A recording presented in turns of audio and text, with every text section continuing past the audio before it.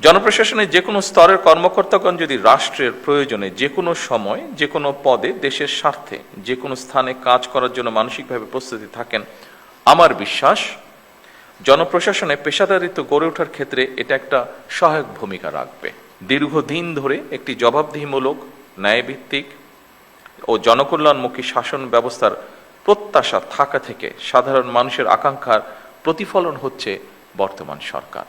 ফ্যাসিবাদী শাসনামলে দুর্নীতি, লুটপাট রাষ্ট্র এবং জনগণকে ঋণগ্রস্ত করে ফেলেছিল। সেই শাসনামল ৩০ লক্ষ কোটি টাকা ঋণের বোঝা নিয়েই বর্তমান সরকার যাত্রা শুরু করেছে। বিচার বিভাগ, নির্বাচন কমিশন, দুদক সবকিছুই ছিল অকার্যকর।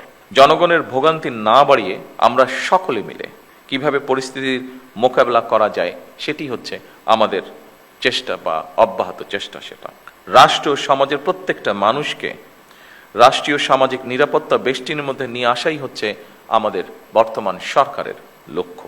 সরকারের পরিকল্পনা অনুযায়ী প্রথমে নির্ধারিত এবং নির্বাচিত প্রতিটি সেক্টরের মানুষের কাছে সরকারের গৃহীত বিভিন্ন ধরনের সহায়তা বা সহযোগিতা আপনারা দয়া করে পৌঁছে দেবেন। নির্বাচনী ইশতেহার এবং জনগণের সামনে স্বাক্ষরিত যে জুলাই সনদ, আমরা সেই সকল কিছুর অর্থাৎ আমাদের ম্যানিফেস্টো এবং জুলাই সনদ, এটার প্রতিটি দফা, প্রতিটি অঙ্গীকার পর্যায়ক্রমে আমরা বাস্তবায়ন করতে চাই।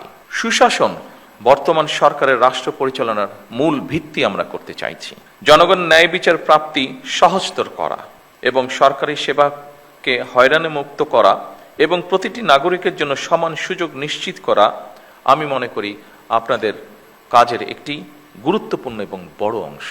সাম্প্রদায়িক সম্প্রীতি, বাল্য বিবাহ, নারী এবং শিশু নির্যাতন, দয়া করে এই কটি বিষয় আপনারা আপনাদের ব্যক্তি অবস্থান থেকে দয়া করে পদক্ষেপ গ্রহণ করবেন। প্রশাসনিক অবস্থান আপনাদের আছে, তারপরে একজন মানুষ হিসেবে দয়া করে আপনারা এই বিষয়টিতে নজর রাখবেন না, আমি দৃঢ়ভাবে বিশ্বাস করি এটি। এ ব্যাপারে সামাজিক সচেতনতা বৃদ্ধি করা প্রয়োজন।